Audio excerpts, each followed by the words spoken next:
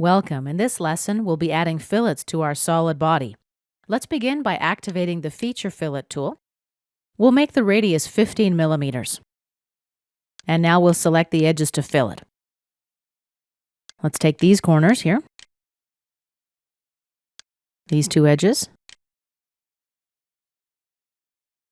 here and here, and click OK. Now let's add another fillet. We'll change the radius, make it 5 millimeters this time. Select this edge. And since I've got tangent propagation checked, the fillet goes around the perimeter of the video game. Click OK.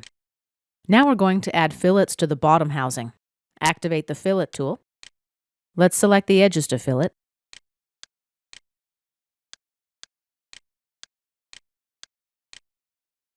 And here as well.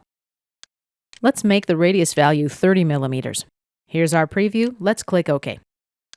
Lastly, let's add another 5 millimeter fillet that propagates around the perimeter of the bottom housing. And of course, that's because I've got tangent propagation checked. Let's click OK. This concludes our lesson on filleting the model. Our model is really taking shape now, and we'll see you back in our next lesson where we'll be building the battery cover.